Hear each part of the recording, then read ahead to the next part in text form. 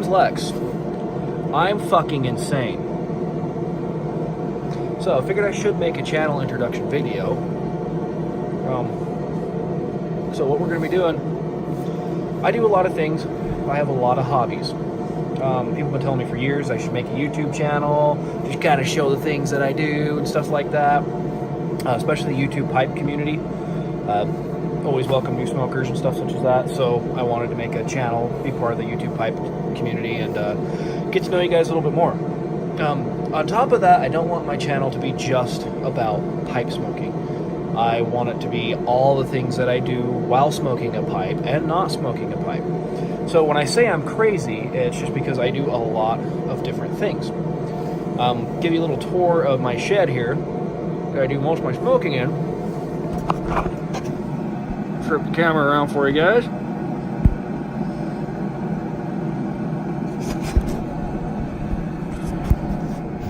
Using my fishing bag as a stand. I'm an avid fisherman. That's my biggest hobby I do is fishing, ice fishing. You see down here, I've got my ice fishing tent along with my ice auger on top of it. A case of beer, a water bottle. It's my little ice fishing cooler. It's all home stuff. This, believe it or not, is my boat. You'll see me out in that in the spring and in the summer on some very large lakes in a 12-foot inflatable raft with a little trolling motor on it. So yeah, good times. Bought this house recently, so I got lots of tools out here. Doing lots of repairs, lots of construction on it. Most of this over here is a lot of my camping gear. Into bushcraft, camping, wilderness survival, things such as that. Repair stuff down here mostly, a bunch of my Ryobi tools, hammers. My other videos you've seen, my forge, next to my saw. All these are coil springs from Toyota Land Cruisers. My brother's a master mechanic, so I get all of the springs from him. He specializes in Land Cruisers, at least his shop does. So I take the old parts from Land Cruisers that are good enough steel to make knives out of, and I turn them into knives. This is my rough forge anvil, which is just a piece of railroad track. In the video that I've been filming, this is the knife we've been working on. So you got the tip kind of forged, working on drawing out the tang a little bit on that. I'm a golfer. I also do custom work on golf clubs. Some electrical stuff up there. This is mostly my little smoking corner up here. I've got some other tins back there, some plum pudding, a Nordic next to a no-name pipe made out of a piece of cherry wood, some gaslight. I do like Englishes and Virginias and aromatics as well. My bicycle, will be out doing a lot more bike riding this summer. More power tools. A little throne I sit in out here. See my pellet guns. These two of them over there. Got some bows hidden over there, along with that bow there. I do brew beer. Fishing poles. These are the main ones that I use. These are just the four that get used the most. I have a ton more fishing poles underneath there.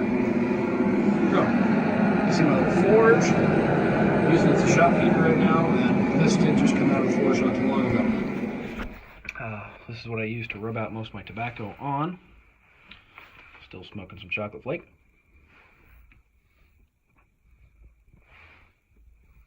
So I tend to rub it all out on this paper towel here, and then I'll take this whole board and I'll put it underneath my forge right there while it's running.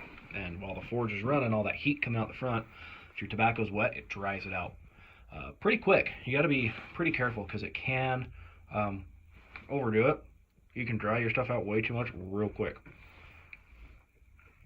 So, a couple knives that I've made out here. This is my pocket knife that I carry. It's forged out of a spring. I even forged the pocket clip on it. I've got a cross burned into the back of it, but this is just a mini sax. So, and it's got some tobacco on it. I was using it to cut some GLP's gaslight. So it's just a mini sax that I forged out, and that is what I carry as my pocket knife. I don't like to carry a folder anymore because I tend to lose them or break them. So I carry this little sax with a walnut handle. It says LXR on the back of it for Lex, and the R for my last name. So it's just a leather sheath my buddy made for me. He's far better at leather work than I am. A little hard to do this with one hand. And it's got a brass bolster on it. This is another one me and my buddy made together. He did all the leather work on it. So that's just simple right there. Merc Wares. Kyle McCarriff. So that's the sheath. It's on this dangler.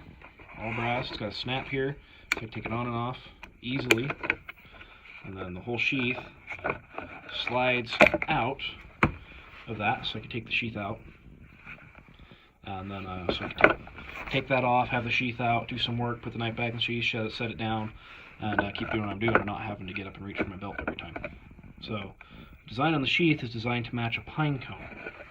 And why it's designed to match a pine cone is because the handle on this thing is a pine cone. So it's a pine cone, and it's cast in a resin called Alumilite, and this one actually glows in the dark. Got some brass pins. That's actually a casing to a 38 Special that we use for the lanyard hole there. And give you guys a view of the blade here. So we did a little bit of a forced patina on it. This thing is super comfortable. This is my camp / meat processing, game processing knife that I use. Butcher work, don't use it for gutting or for skinning. That's more useful for gutting and skinning, honestly. But this, once you're breaking down the animal to the individual steaks, this thing is perfect for it. So this knife I am very, very proud of. And these scales do glow in the dark. I don't think they're going to be charged up enough to show you, but let's see.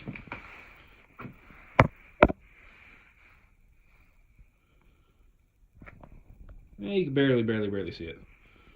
I'll get you guys a better picture of that at some point. Flip the camera back around.